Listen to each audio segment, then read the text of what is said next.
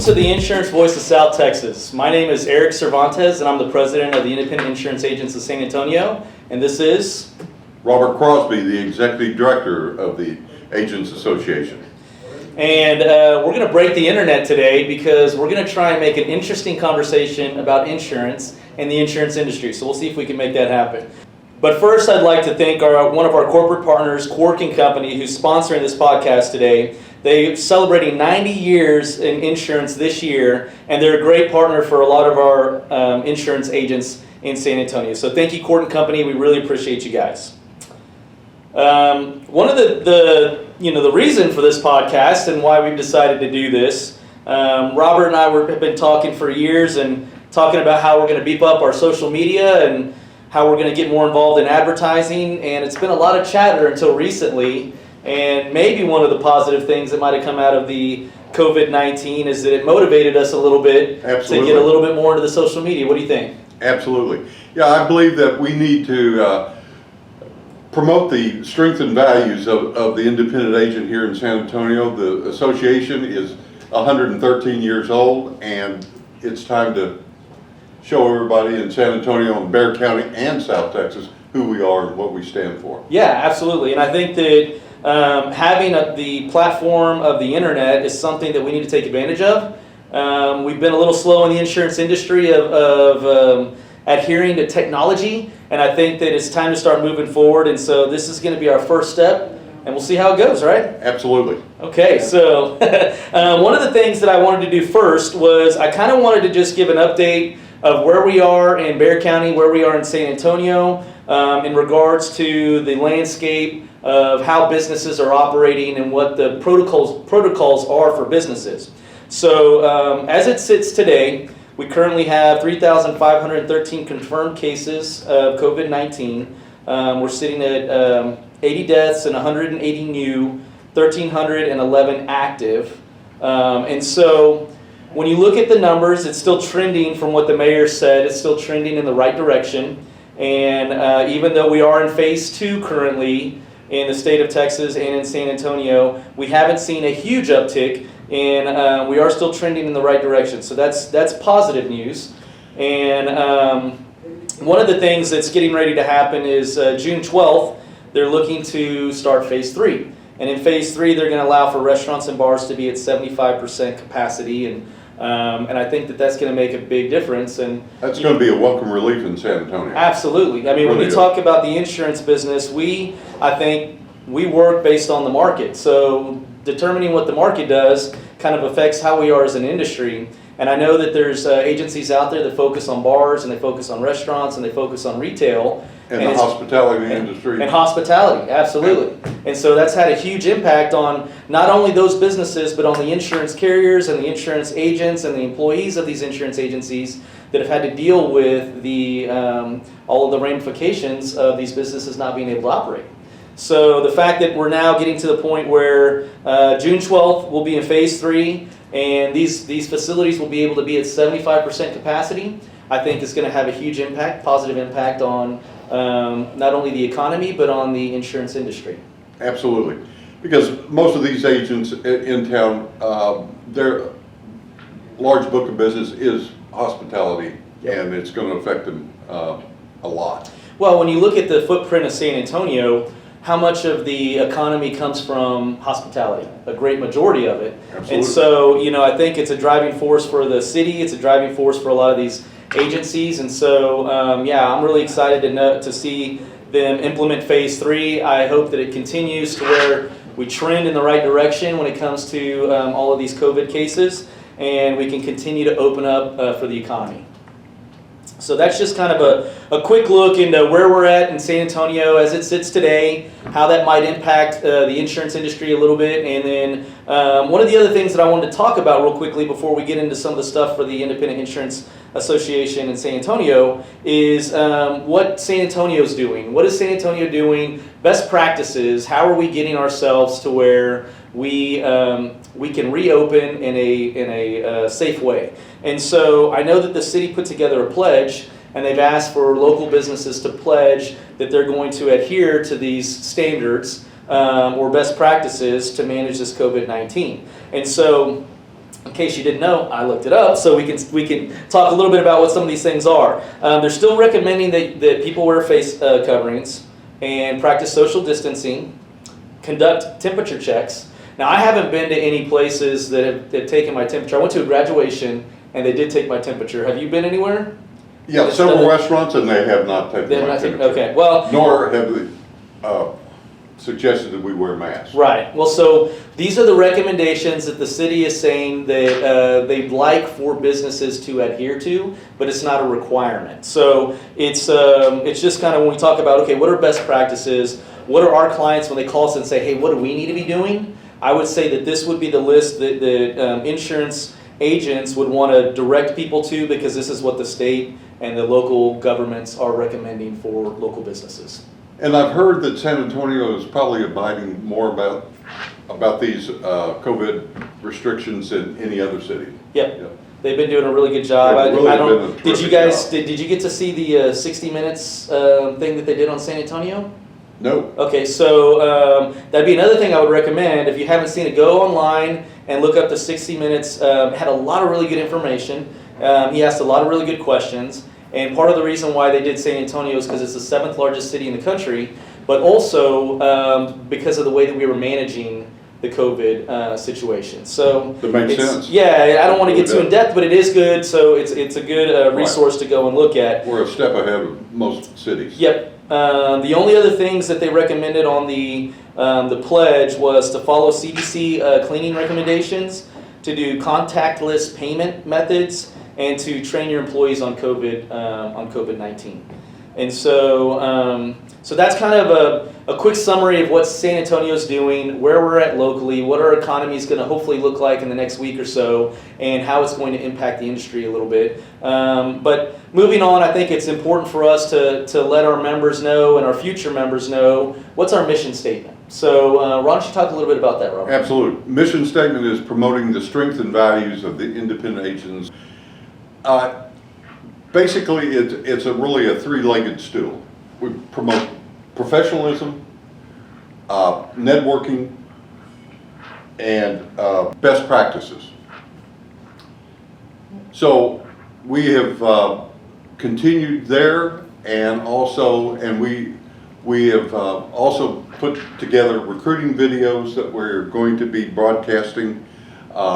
We have got more on our newsletters and our websites that really promote the association.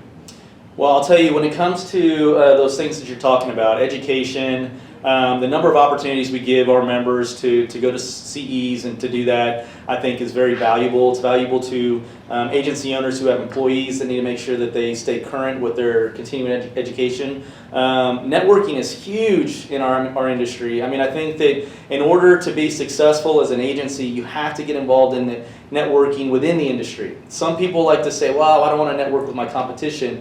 But it's not about that. It's about everybody working together to understand and find the best ways for us to thrive as an industry. And exchange ideas. Absolutely. That's one of the biggest things. I probably picked up more ideas in the last 5 years than I ever had when I was an agent. Yeah. Because everybody is communicating, collaborating with each other. Yep. It's and phenomenal. there's, I know that there's a few insurance agencies in town that have agency owners that I'll call whenever I have a question about something, or if I'm trying to figure out the best way to handle something as an agency owner, and I know they've been doing it a lot longer than I have, and they've always been welcome to give information. They've always embraced the role of a mentor, And, Exactly. and so I've tried to pay that forward as well. And when people come to me with questions, I try and make sure that I'm available to them so that I can pass it forward to somebody else. And that's one of the great things about this association. That's one of the great things about the insurance community. And I think that's one of the valuable things about, being a part of this group. One thing you did mention was CE. With membership, we offer for free CE, both now virtually and in person. Right. And so it's a great help during this time. Well, let me ask you, do you think moving forward, and this is probably a question that we'll have to ask each other in the next few months, but Mhm. do you think that moving forward we will be extending CE for both in-person and virtual?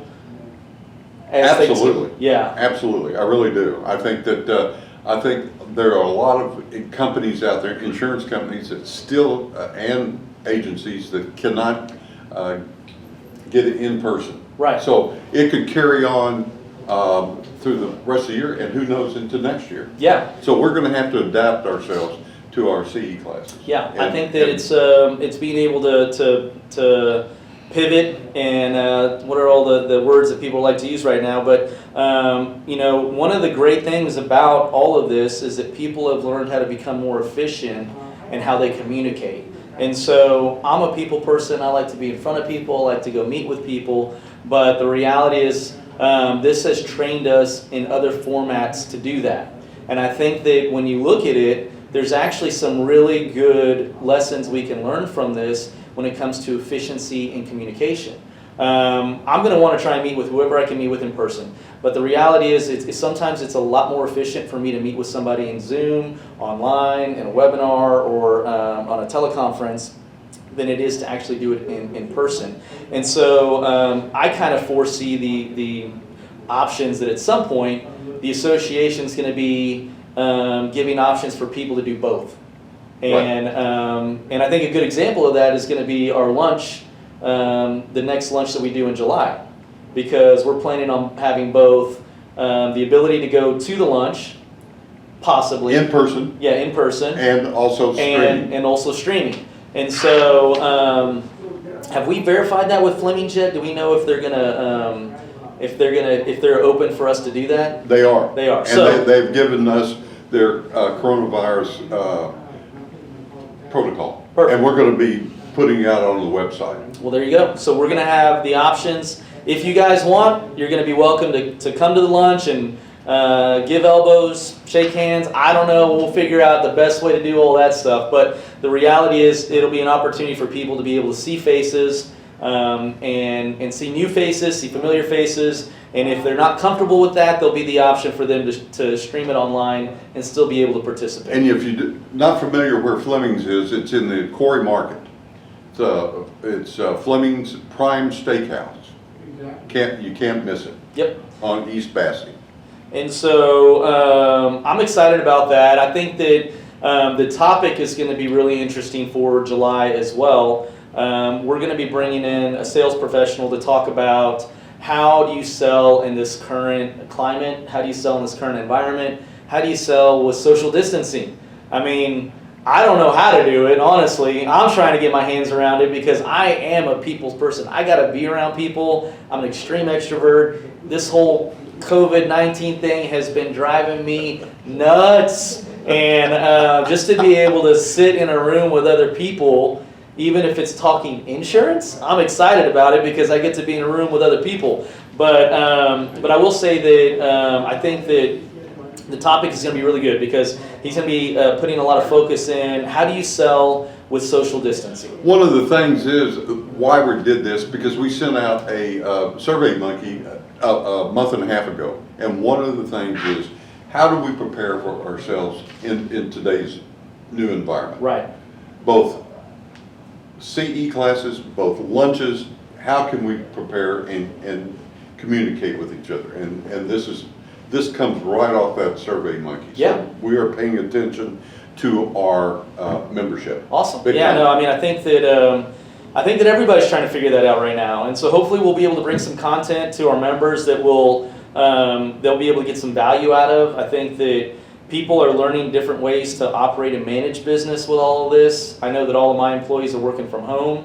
and we really haven't seen a whole lot of difference in, you know. It's been seamless. It's been seamless. Yeah. You know, I mean, Yeah. we're lucky and fortunate. Our agency's pretty technology driven. Everything that we do is technology based, and so we don't really rely on anything that's not a technology platform. So it allows us to be able to work from wherever we want to work from. And so I think that that's one of the good things. And there's probably some agencies out there who weren't necessarily built that way yet, but they have resources within the IAA, like myself, my agency, and many numbers of agencies in town that they could go and talk to and say, hey, how are you guys doing this? How are you guys managing to this? I mean, what are you doing with your employees? What are your protocols? Because I guarantee you there's a lot of people that have their people going into the office every day, but they're doing it in a smart way, and they have protocols on how they're doing that. And I think that information is valuable, and it's valuable that other members be able to talk to people to see what they're doing. Well, one big addition to the association here in San Antonio is that we hired Luke Wakely as the intern, and he is IT specialist. So Right. if there are questions that can't be asked for your staff, call the association. We can get Luke on the line and talk about Work through it. Yeah. Awesome. Well, no, that's- If we don't know the answer, we'll find it for you. Yeah, absolutely. And that's just part of what we do here at the association.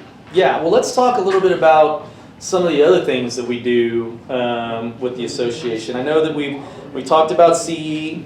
We talked a little bit about our luncheons, which we typically do once a month. There's a couple months that we don't do it, but for the most part, we do our CE and we do our lunches once a month. We also do Elite Texas. And so, Good point. Elite Texas is a... Talk about that. Yeah, so let's talk a little bit about Elite Texas. I mean, one of the great things about the association is that they've created this sub-organization within the organization that's called Elite Texas. And this is the fun part about insurance because it involves young professionals and it involves a lot more networking. And with networking, you have golf outings or happy hours, fun runs. They're planning all sorts of fun and exciting. And it's the fun part about what we do and getting to network. And it's younger people getting to commingle and see how, you know, what they're doing to enhance their careers and do they enjoy where they're working and what are some things that they can tell other people or teach them and what they've learned over their time. And so And another it's a big great thing is organization. their community projects that they'll start. Oh, yeah, absolutely. In the past, we've had a community project with Mission Road. Yep. On the south side. We painted a couple of their buildings and Did all the landscaping. Yep. Well, most of all the landscaping there. It's a big property. Yeah, but it really was incredible. It gave the owners of the agency is that these young people are just not going out to the bars and networking. They also have a something. positive impact on the community. Absolutely. Yeah, no, I agree 100%. And it's been a great organization. The next event that we will be planning with Elite Texas probably won't be until October, and we'll talk a little bit about that here in a little bit. But with everything that we're dealing with social distancing, it just kind of makes sense to put it on hold for a little while, and we'll have it set up with one of our other events that we're going to be doing. One other thing before we get into our big revenue generating projects that we do that we love. Job board, where in the past it's been kind of not used much, but now since the last 3 or 4 months, people have been sending in resumes. We've been posting on our job board. Also, agents that are looking for good employees, and so they're posting job descriptions on the job board. Okay. Where it hasn't been used in the past, and now it's starting to be used, and we're getting some good reactions from it. Well, so let me ask you, what did we do different, or what's changed that we did to enhance that, or to get people more involved in it now? Was there I something think that we did? started advertising it. Yeah, that's More what. and more, Yeah. advertising it, all our brochures and everything. We've talked about it at the CE classes, the lunches, and the newsletters. Right. And so it takes time, but like they say, Rome wasn't built in Right. a year, a day. It is taking some time, but now it's starting to catch on. Well, that's good.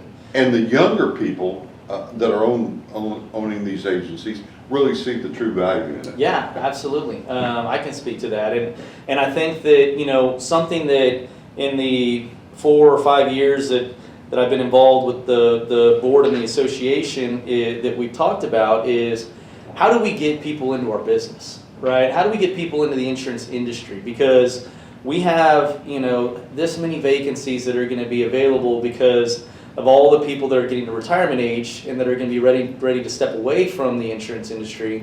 But we're not recruiting new people into it, right? It's not sexy. Well, you would know? I you mean, I like me wear to a vest. launch into the? I wear a vest that's about as sexy as it gets when it comes to insurance. So, you know, it's just, so how do we do it? And I think that having the job boards and doing things like that and promoting the opportunities that are out there in the insurance business is a good first step. Absolutely. Right. And Absolutely. so, but then the other thing that we talk about when we're saying, okay, how do we recruit and how do we do that, is probably something that maybe you could talk a lot about, which is I would the love to. foundation. Absolutely. Yeah, let's talk about the foundation because I Okay. think that's what that was built for. This is a perfect segue into our 501c3 charity, educational charity foundation. It's called the Independent Insurance Foundation of San Antonio. And what it is that we have collaborated, teamed up with the National Alliance. The National Alliance, since 1968, has been the premier education and research insurance center here in the United States, and now it's worldwide. Yep. What they have developed in the last, since really started 2016, is a program for high school students. It's their CISR high school program. It is accredited by the Texas Education Agency, and it is a CTE credit that the high school students have to have before graduating. And so this is going to be part of their curriculum. And it is insurance and risk management, but it is teaching them the customer insurance service representative curriculum. And they're going one step further, is that they're going to be licensed. So, and the last part of this curriculum is internship. And we now have our larger agencies, there's about 12 members that have agreed to hire these interns or will be employees, so we can start filling that void that we've been suffering for a long time. Right. Back in 2013, the big problem is that we were going to have over 400,000 jobs available in the insurance industry countrywide in 2020. Well, we're here, there is. Us baby boomers are retiring, and now this will give a push to capture or take care of this void. It's a win-win on everybody's part. Right. It's a win-win on the National Alliance part, the school districts, because we're funding the school districts Right. to put the teachers in place to buy the material, and we are now offering them the seed money to do this because they will not be reimbursed at the beginning. Eventually, the school districts will be reimbursed, Right. but not at the get-go. Right. And so this is extremely important. And Yeah. Well, and you know, I think that one of the foundation has been a dream child for years. And I know it's something that you personally have wanted to do and put in place. And I think it's great that we have, our industry absolutely needs it. San Antonio absolutely needs it. It's very important that we let people know about the opportunities in our business. I fell into insurance on accident. And I would say that a great majority of the people that I talk to in the business, they fell into it by accident as well. You don't think when you're going to high school that you want to become an insurance agent. I mean, most people don't. Maybe if their dad is an insurance agent, they say, I want to be like my dad. But the reality is that most people don't do that. And so how do you get people to understand that the industry has all of these opportunities and what they can actually get from it from a fulfillment standpoint, but also from a revenue standpoint? And so, so when you talk about it, it's just it's exciting because I think that it's the first step for us as an association of what we can do to start bringing people into the industry, showing them the possibilities that are out there in our industry. And we're probably pioneers in this field because there's no other association in Texas that is quite doing it like this. Yes. Good. And we are, not only in San Antonio and Bexar County and surrounding counties, but we are also in Laredo, Corpus Christi, and parts of South Texas up until about the Rio Grande Valley. Yeah. And they've got a strong association down there. Okay. Texas is one of the few states that has local association. We are the boots on the ground. We're the grassroots that really emphasize and help the independent agent. Right. Our state association is good too, but we're the actual people that hear the heartbeat of what's going on in San Antonio Right. and South Texas. Well, and we're moving. We're starting to move that train. When a train starts, it starts moving kind of slow, and then it starts to gain steam. And so I think that's where we're at, and it's exciting. I'm excited about it. I know that we have the trade fair coming up. Yep. We moved that. That's normally in April. There was some incident that happened in April that didn't allow us to do it, but we moved it to August. Right. And so August 4th. Now we're looking at August 4th. Not really a whole lot has changed other than the date and maybe the temperature outside. But other than that, we're going to be good to go. We need sponsors. We want corporate partners there. We want all of our member agencies to have their employees go. We want to have a great event, and we're gonna do whatever the city tells us to do, whatever the Pearl Stables tells us to do from a social distancing standpoint. We'll work through all the logistics, but so far it's on. Right. Absolutely. And non-members as well. Non-members as well. We welcome all the non-members that are out there that would like to join us. It's a good opportunity for you to see what the association is all about. I think that's a great event for that. And then, of course, the golf tournament. Your deal. Absolutely. We got the golf tournament coming up October 15th. It's so far it's my little baby until I get to pass that baby off to somebody else. But I get excited about it because it's a lot of fun. I love golf. We make the tournament fun because we do a lot of things that are unique that don't make it stuffy. There's probably the great majority of our members are not great golfers, and so we're trying to make sure that the tournament is geared towards our demographic of golfers. And most of them are hacks, So now there's a few guys out there that are phenomenal golfers, and they're the ones that are always standing on the podium at the end of the tournament, which is okay. But it's more to have fun. It's more to network. It's more to enjoy your time with the corporate partners, and for the corporate partners to enjoy their time with their agency members. And we're going to have Elite Texas there too. And so we're going to have a separate event that will be within the event for Elite Texas, and the silent auction, which is going to be for the foundation, which is going to be for the foundation, and it's going to raise money for the foundation. And so we got a lot of exciting things coming up. I'm really excited about it. I know you're excited about it. I guess at this point, we're going to wrap up this podcast. Yep. I think that we did a pretty decent job of not making it too stuffy, considering that we're talking about insurance things, right? That's right. And our first one? Our first one. Dude, so, hey, there you go. And so, until next time, thank you for listening to the podcast. We really appreciate you guys tuning in, and hopefully this won't be our last. And thank you, Quirk & Company, for being our first sponsor. Absolutely. Thank you very much.